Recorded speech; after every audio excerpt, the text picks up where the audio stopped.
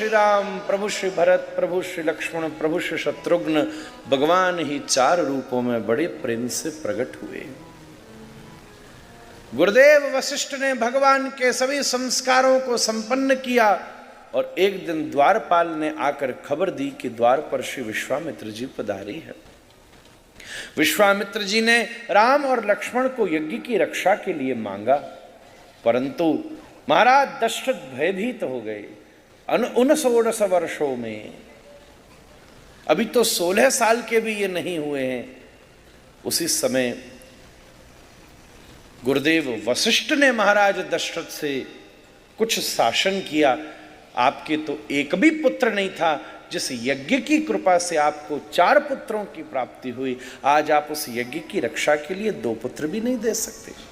गुरुदेव के भरोसे से महाराज दशरथ ने राम और लक्ष्मण को विश्वामित्र जी को प्रदान किया। श्री विश्वामित्र जी श्री राम और लक्ष्मण को लेकर के पधारे। सबसे पहले ताटका आई, प्रभु श्री राम ने ताटका का उद्धार किया। मारीच और सुबाहु पधारी, ध्यान से सुनिएगा। सुबाहु का वध किया पर मारीच का वध नहीं किया। मारीच का मतलब होता है माया। माया 2 प्रकार की होती है, एक स्वजन मोहिनी, एक विमुख जन मोहिनी। भक्तों को जो माया सेवा करने में सहायता करे उसको स्वजन मोहिनी कहते। अब भैया माया तो चाहिए ना, ये ऐसी जगह करनी हो कथा तो, पर उस माया में सुविधा ये कि सब ध्यान से बैठ लो आराम से, जिसकी शरीर में कमजोरी है। पर वहीं दूसरी तरफ विमुख जन मोहिनी माया भी है महाराज। विमुख जन मोहिनी माया वहीं दूसरी तरफ काम करती है, जो हमारे मन को अन्य आकर्षणों से, कथा से हटा देती है। अभी मारीच विमुख जन मोही था, पर जब भगवान ने बाण मारकर उसको लंका में फेंक दिया, तब वो अब सीता जी को मोहित करेगा तो स्वजन मोहिनी होकर काम करेगा। भगवान ने कहा तेरे डबल रोल हैं भैया। जैसे ही यज्ञ की पूर्ति हुई तो प्रभु अब विचार करते थे कि हम अयोध्या वापस चलें। उसी समय जनकपुर से निमंत्रण आया कि बड़ा भारी धनुष यज्ञ हो रहा है, आप वहां पधारिए। विश्वामित्र जी ने कहा हम महाराज जनक के यहाँ होते हुए अयोध्या वापस चलते हैं।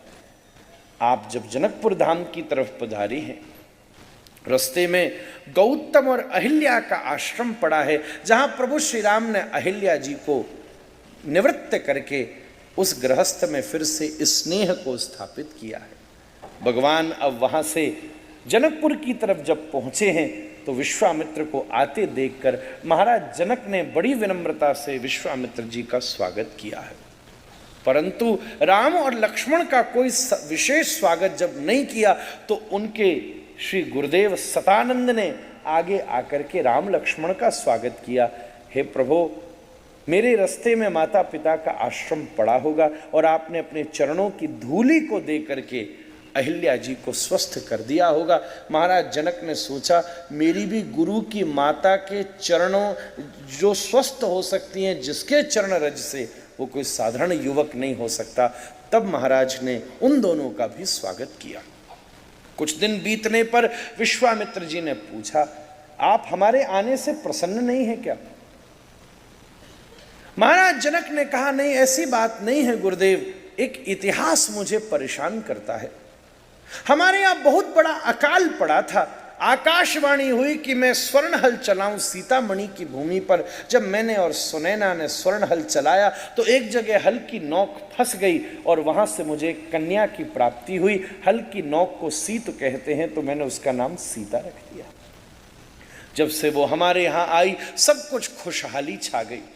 हमारे यहाँ एक शिव पिनाग रखा हुआ है, वो इतना विशाल है कि जिस मंजूषा में रखा है उसके ढक्कन मात्र को खोलने के लिए 1000 योद्धा चाहिए। रोज इतनी व्यवस्था करना किसी के बस की नहीं है। रोज हम अपनी सुविधा से उसका पूजन करते हैं। एक बार मैं राज्य में अनुपस्थित था और सुनैना ऋतुमती हो गई थी, तो हमने अपनी कन्या सीता से कहा कि तुम जाकर के इसकी पूजा करो। अपनी सहेली और राजगुरु को लेकर के सीता जी जब वहां पहुंची और उन्होंने देखा कि बहुत दिन पुराने फूल और चावल अभी भी पड़े हुए हैं, तो इस तिरस्कृत पूजा विधि को देखकर उनका हृदय पीड़ित हो गया और उन्होंने आज्ञा दी कि तुरंत षोडशोपचार विधि पूजन की तैयारी की जाए। जिस मंजूषा के ढक्कन को खोलने के लिए 1000 योद्धा चाहिए, उस मंजूषा को सीता ने एक ही हाथ से खोल दिया। जिस शिव पिनाक को आज तक कोई ना उठा पाया, उसको एक ही हाथ से उठा करके वहां मार्जन करके पुनर्स्थापन करके पूजन कर दिया। जब सब ने ये देखा तो मूर्छित होकर गिर पड़े। मैंने उसी दिन प्रतिज्ञा कर ली कि जो पुरुष सिंह मेरी इस कन्या के साथ विवाह करना चाहता है वो शिव पिनाक के ऊपर प्रत्वंचारोपण करे। हे गुरुदेव, तब से लेकर वर्षों बीत गए। बड़े बड़े लोग आए पर कोई ढक्कन तक न खोल पाए, हिला तक न पाए। गुरुदेव ने कहा, महाराज जनक, जीवन में जब तक राम नहीं आते ना तब तक विश्राम नहीं मिलता महाराज। अब राम आ गए हैं, अब कोई चिंता न करो, दिखाओ ना राम को भी धनुष एक बार। आए आए, महल में धनुष रखा हुआ है। बोले ना, वो महल में नहीं जाएंगे, तुम उनके पास धनुष को लेकर के आओ, क्योंकि तुम चाहते हो कि वो तोड़ें। जैसी आपकी आज्ञा। गुरु आज्ञा के बाद क्या विचार करना, तुरंत 10,000 योद्धाओं की व्यवस्था की गई। जंजीरों से बांध करके उस मंजूषा को घसीट कर लाया जाने लगा। जब उसकी कड़कड़ गड़गड़ की ध्वनि सब तरफ व्याप्त होने लगी तो किसान खेत छोड़ करके आ गए, विद्यार्थी विद्यालय को छोड़ करके आ गए, बड़े बड़े महाराज शिक्षक शिक्षा पढ़ाई को छोड़ करके आ गए, बड़े बड़े बीमार बिस्तरों पर पड़े हुए थे, वो उठ करके वहाँ से चले आए। सब लोग पूछते हैं ये धनुष कहाँ जा रहा है, ये किधर ले जाया जा रहा है। मानो विश्वामित्र जी ने धनुष खिंचवाने के माध्यम से जनकपुर में घोषणा करवा दी हो कि राम जी एक लीला करने वाले हैं, आओ आओ सब आकर के इस दिव्य लीला का दर्शन कर लो। उस दिव्य धनुष को एक मंच के ऊपर रख दिया गया। सब लोग सामने आकर के खड़े हो गए। मंद मंद गति से राम जी ने मंच के ऊपर प्रवेश किया। सब लोग सोचने लगे, पिता की, एक कन्या के पिता की यही स्थिति होती है, कहाँ वज्र जैसा कठोर धनुष और कहाँ कमल जैसे कोमल राम। कई लोग तो वापस लौटने लग गए, पर जैसे कोई मदश्नुत गजेंद्र जिसके गंड को विदरण करके मद की धारा चुचा रही हो, अगर वो झूमता जाता है तो किसी गन्ने के खेत से किसी गन्ने को उखाड़ लेता है, उसी प्रकार अपनी हस्तिपुंडित भुजाओं के द्वारा श्री राघवेंद्र सरकार ने सामने पड़े हुए धनुष को उठा लिया। उसकी एक नोक को धरती के ऊपर रखा और दूसरे ही नोक को दबा करके प्रत्यंचा को चढ़ाने का प्रयास किया, पर सीता जी के मिलन के उत्साह में प्रेशर कंट्रोल ही नहीं रहा कि इतनी जोर से दबाव लगा कि कटाक की ध्वनि करके धनुष टूट करके राम जी के चरणों में गिर पड़ा। सब तरफ जय जयकार हो गई और राजा रामचंद्र भगवान की। सीता जी सुंदर माला को लेकर के सामने आकर के खड़ी हुई, राम जी तने हुए खड़े हो गए। किसी ने कह दिया बाबा के साथ आया है, लोक रीति नहीं जानता, पहले दिन झुक गया तो जिंदगी भर झुका ही रहेगा। सीता जी माला लेकर खड़ी हैं। लक्ष्मण जी के हृदय में पीड़ा हो गई, भैया को ये कठोरता अच्छी नहीं लगती। 2 मृणालों पर 2 कमल अच्छे लगते हैं, 2 मृणाल जैसे भाभी के हाथ पर 1000 कमलों की माला उन्हें कितनी पीड़ा देती होगी। भैया राम आपकी जय हो, भैया राम आपकी जय हो। जय जयकार करते हुए लखनलाल आसन से खड़े हो गए। आज पितृलोक में बैठे महाराज मानधाता दिलीप भगीरथ सगर आपकी जय जयकार करते होंगे। महाराज दशरथ के गर्भ की सीमा नहीं रही होगी। इसी जय जयकार को करके लक्ष्मण दौड़ते हुए आए और तुरंत राम के चरणों में गिर पड़े। महाराज राम जी उन्हें उठाने के लिए झुके। सीता जी ने सोचा मौका बार बार नहीं आता, तुरंत गले में माल्य अर्पण कर दिया। सब जय जयकार कर बैठे, बोलिए सियावर रामचंद्र भगवान की। तुरंत बारात को खबर भेजी गई, महाराज दशरथ बारात लेकर के पधारे हैं। चारों भैयाओं का चारों बहनों से विवाह हुआ है। लौटते समय परशुराम जी को भी तृप्त किया है। आप वन में से जब महाराज राज्य में पहुंचे हैं, कुछ ही दिनों के बाद युवराज पद की तैयारियां शुरू की गई हैं, पर जैसे ही मंथरा ने घोषणा सुनी है तो कैकेयी जी की बुद्धि को भ्रष्ट किया है और कैकेयी जी ने महाराज दशरथ के पास जाकर वरदान मांग लिए हैं। सबसे पहला वरदान कि भरत को राज्य गद्दी प्राप्त हो और 14 वर्ष के लिए राम को वनवास मिले। जब ये सूचना कौशल्या मैया को मिली तो कौशल्या ने कहा राम अकेले नहीं जाएंगे, सीता भी साथ में जाएंगी। जब सुमित्रा अम्मा को मिली तो बोले लक्ष्मण भी साथ में जाएंगे। तीनों लोगों महाराज से आज्ञा लेने आए तो कहा सुमंत तुम्हें रथ में लेकर के जाएंगे। सारे के सारे अयोध्यावासी राम जी के साथ में चल दिए। एक तट पर जाकर के सब सोए, राम उठे, सीता उठी, लक्ष्मण उठी और सुमंत उठे। ये सभी लोग उन्हें छोड़ करके चल दिए। तुरंत जाकर के निषाद राज गुह के यहां विश्राम किया। वहां से सुमंत को वापस लौटा दिया और सुंदर केवट की व्यवस्था की गई। गंगा को पार करके आप मंगलमय भाव से भारद्वाज जी के आश्रम में पधारे और वहां से चित्रकूट का मार्ग पूछते हुए महर्षि वाल्मीकि से भेंट करते हुए मंगलमय भाव से राघवेंद्र सरकार चित्रकूट की धरती पर विराजमान हो गए।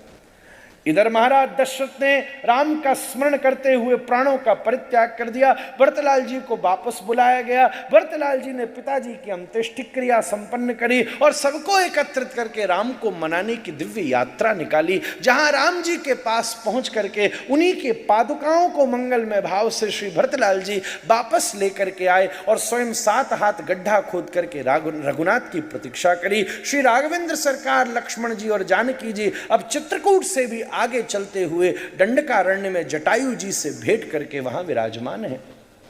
सुपर्णखा आकर के राम जी के स्वरूप पर मुग्ध होती हैं, पर लक्ष्मण जी उनके नाक कान काट करके उसे भगा देते हैं। रावण को उकसाती है। मारीच स्वर्णमृग बनकर के आता है। राम जी उसके पीछे जाते हैं, आवाज देते हैं तो लक्ष्मण भी जाते हैं। इधर रावण अपना वेश बदल करके सीता जी का हरण करता है। रास्ते में आभूषणों को लुटाती हुई सीता जी को अशोक वाटिका में विराजमान कर देता है। श्री राम जी लौटते हैं। जटायु जी वीर गति को प्राप्त हैं। उनकी अंत्येष्टि क्रिया को संपन्न करके आगे चलते हैं। पंपा सरोवर पर जाकर शबरी जी से मंगलमय भेंट करते हैं।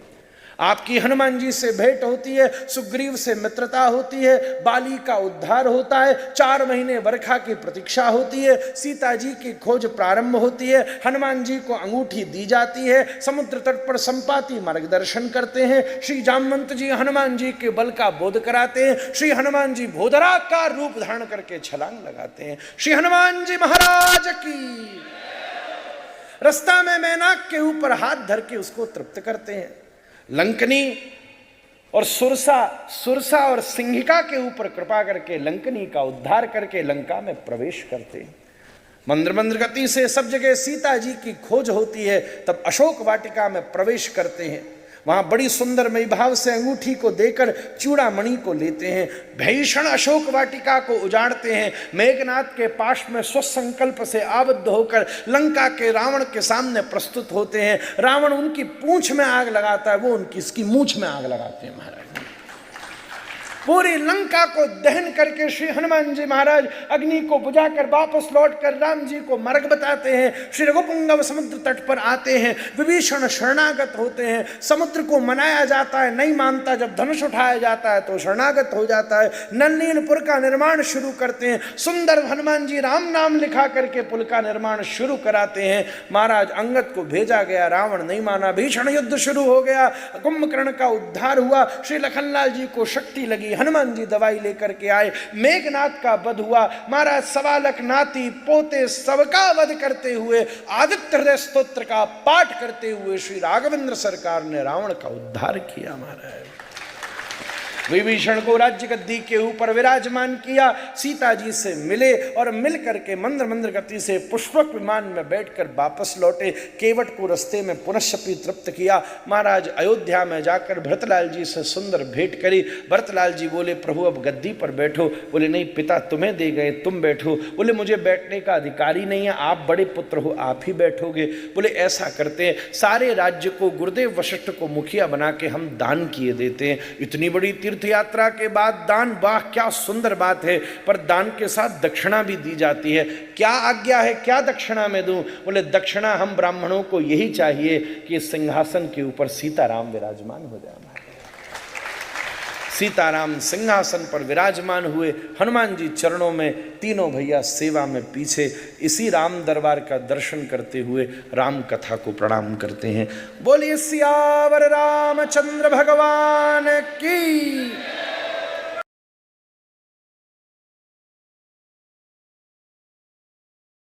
अब हम क्या कहें, कैसे